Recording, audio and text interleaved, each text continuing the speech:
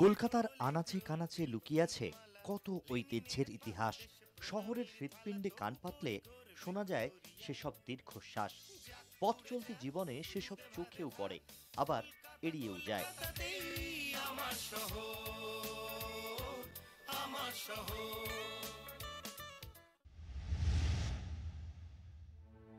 মধ্য কলকাতায় রাজা সুবোধ মল্লিকের বাড়ি।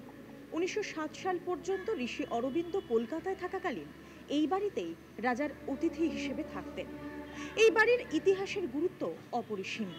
বাড়িটি বর্তমানে কলকাতা বিশ্ববিদ্যালয়ের সম্পত্তি, কিন্তু বাড়ির ভগ্ন দশা বলে দিচ্ছে ইতিহাস আজ এখানে বড়ই বিবর্ণ।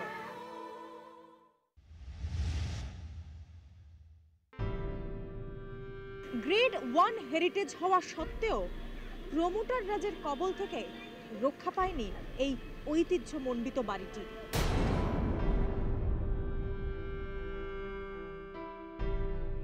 কর্পোরেশনকে বিরাট বড় রোল নিতে হবে রিগার্ডিং মানে তোমার বিশেষ করে এই ট্যাক্স বেনিফিটস, যে রুলস, বিল্ডিং রুলস আছে সেটাকে একটুখানি নরম করে দেখা, কেননা নতুন বাড়ির মতন ওই একই নিয়মে পুরনো বাড়ি করা যাবে না। আমরা কোনো ক্ষেত্রে কর্পাস বা একটা বেনেভোলেন্ট ফান্ড হেরিটেজের বিভিন্ন জায়গা, ফাঁকা জায়গা আমরা যখন রিল্যাক্সেশন দিই কোথাও হেরিটেজ কমিশনের সুপারিশ অনুযায়ী সেই জায়গায় দেওয়া হয়, কিন্তু সে টাকাটা এতই অপ্রতুল যে এই হেরিটেজগুলোকে রক্ষা করা আমাদের পক্ষে মানে অসম্ভব হয়ে পড়ে। এরা সবাই আছেন এই শহরেই, তবু হারিয়ে গেছেন বয়সের ভারে, জীর্ণতায়, বিস্মৃতির অতলে। কেউ কথা রাখেনি, কেউ মনে রাখেনি। শুধু কলকাতাই নয়, ভারতবর্ষের ইতিহাসে সে ছিল এক অধ্যায়।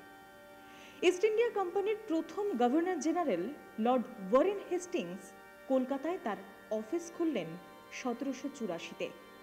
কাজ শুরু করলেন কলকাতা থেকে গোটা ভারতবর্ষের জন্য।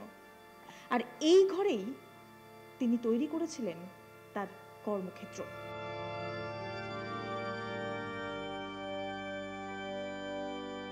কলকাতার সবচেয়ে প্রাচীন ঐতিহ্যমণ্ডিত স্থান বোধহয় এটি। সেন্ট জনস চার্চে অবস্থিত কলকাতার গোড়াপত্তনকারী যোগ চার্নকের সমাধি।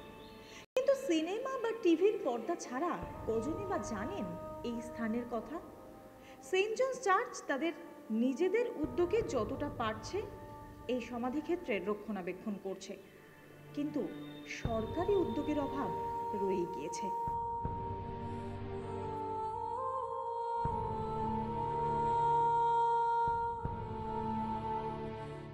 কলকাতার এই ঐতিহ্য আর ইতিহাসের পরিবৃত্তকে সম্পূর্ণ করতে হবে আমাদেরই, রক্ষা করতে হবে আমাদেরকেই।